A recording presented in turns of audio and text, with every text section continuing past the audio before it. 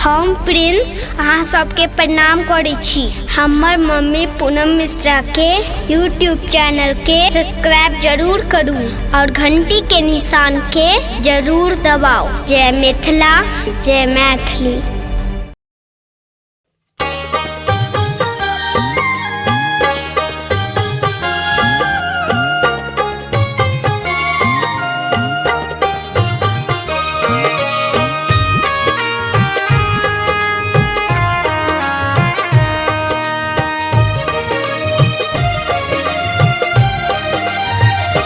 हमरा दर्शन दिया राधा कृष्ण मुरारियो, गोवर्धन गिरधारियो ना। हमरा दर्शन दिया राधा कृष्ण मुरारियो, गोवर्धन गिरधारियो ना। हमरा दर्शन दिया राधा कृष्ण मुरारियो, गोवर्धन गिरधारियो ना। हमरा दर्शन दिया राधा कृष्ण मुरारियो, गोवर्धन गिरधारियो ना।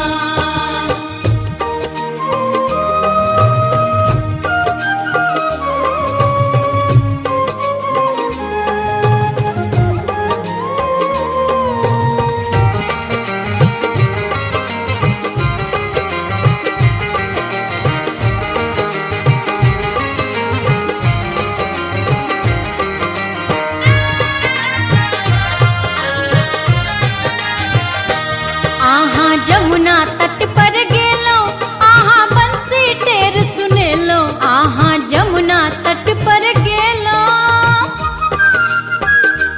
आहाँ जमुना तट पर गेलो, आहाँ बंसी टेर सुनेलो।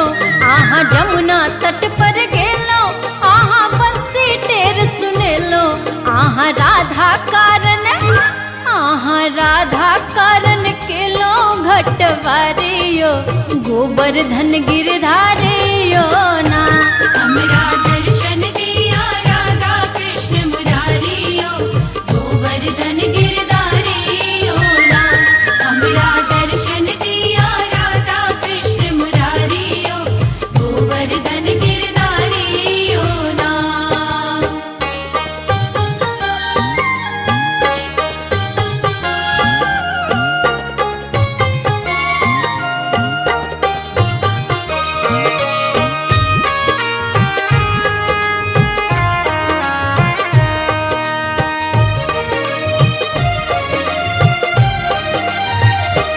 आहाँ कदम वृक्ष तर गेलो, आहाँ बंसी टेर सुनेलो। आहाँ कदम वृक्ष तर गेलो,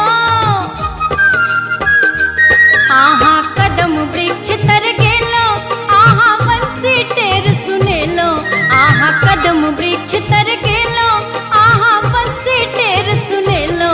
आहाँ राधा कारण, आहाँ राधा कारण केलो चिर छोरियो, गोवर्धन गिरधारियो ना। हमरा दर्शन दिया राधा कृष्ण मुरारियो, गोवर्धन गिरधारियो ना। हमरा दर्शन दिया राधा कृष्ण मुरारियो, गोवर्धन गिरधारियो ना।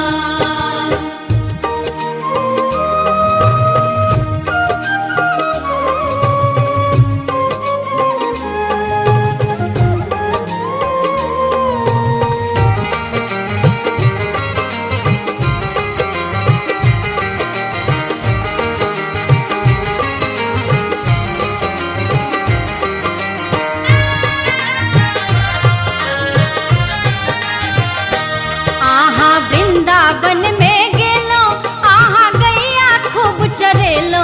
आहाँ वृंदावन में गेलो, आहाँ वृंदावन में गेलो, आहाँ गैया खूब चरेलो। आहाँ वृंदावन में गेलो, आहाँ गैया खूब चरेलो।